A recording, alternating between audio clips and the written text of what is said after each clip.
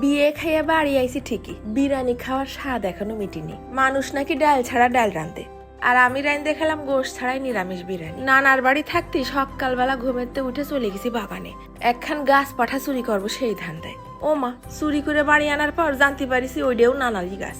যাই হোক, অর্ধেকটা খাইয়ে ফ্রিজে রাখিলাম, গেছে কালো হয়ে। খোসাটা পাতলা করে ছিলে নিয়ে একটু মোটা মোটা করে এরকম লম্বা লম্বা করে কেটে নিছি। পোলাও চালও নিতে পারো, তা আমার ঘরে বাসমতি চাল রয়েছে, তাই আবার 1 কাপ নিয়ে ধুয়ে নিলাম। সুন্দর করে ধুয়ে আবার পানিতে ভিজিয়ে রেখে দিছি প্রায় আধা ঘন্টার জন্য, ফুলে উঠতে লাগুক। এবারে 1 হাঁড়ি পানির মধ্যে ফেলাই দিলাম খানিকটা নুন, আর সাইডে ফাটাই নিয়ে ছোট সবুজ এলাচ, একটা বড় এলাচ দিছি, আর দিছি 2টো লবঙ্গ, আবার একটা 1 ইঞ্চি সাইজের দারচিনিও দিয়ে নিছি। 10 মিনিট পানিটা ফুটে মশলার সমস্ত ঘিরান যখন পানিতে মিশে গেছে, তখন ঢেলে দিলাম চাইল। চাইলটা প্রায় 80% সিদ্ধ করে নেব, তারপরে পানি ঝরায় রেখে দেবো এবার এক পাশে। এইবার ওই পোলাও সিদ্ধ করার থেকে 1/2 কাপের কম একটুখানি পানি নিছি। দিয়ে দিলাম 1.5 টেবিল চামচের মতন গুঁড়ো দুধ, 1 চা চামচ চিনি, আর 1.5 টেবিল চামচের মতন ঘি।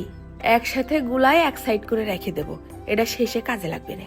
এবার কড়াইয়ের মধ্যে ঘপ ঘপ করে ফেলাই দিচ্ছি 50 গ্রামের মতন সয়াবিন তেল। তেলটা গরম করে ফেলাই দেবো ঠাঠাল থুকো কাঁঠাল।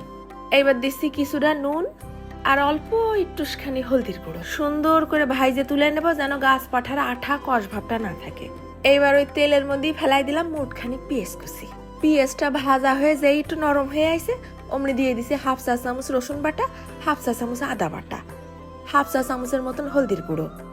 তারপরে দিচ্ছি 1/2 চা চামচ জিরের গুঁড়ো, 1/2 চা চামচ ধনের গুঁড়ো, 1 চা চামচ শুকনো ঝালের গুঁড়ো, আবার যাচ্ছে 1/2 চা চামচ গরম মশলা। রান্নাঘরে যা আছে সব ঘরোয়া মশলা, আলাদা করে আর বাইরের থেকে কিছু দিতে হবে না। একটুখানি পানিও দিয়ে দিলাম মশলাটা ভালো করে কষানোর জন্য।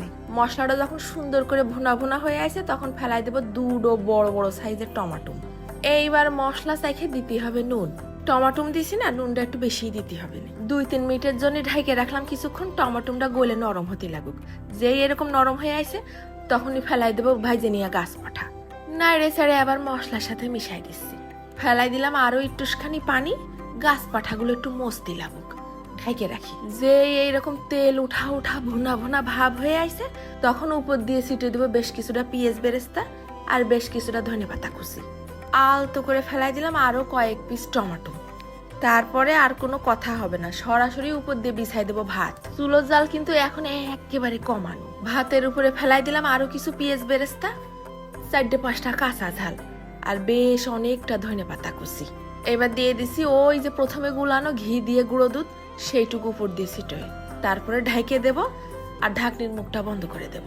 এইবার একটা তাওয়া গরম করে হাঁড়ির তলে দিয়ে দেব অল্প আছে একেবারে 15 মিনিটের জন্য দমে। হাঁড়ির মুখটা খোলার সাথেই গাছ পাঠার বিরিয়ানির ঘিরানটা আইসে আমার নাকে দিল এক ঘুষি।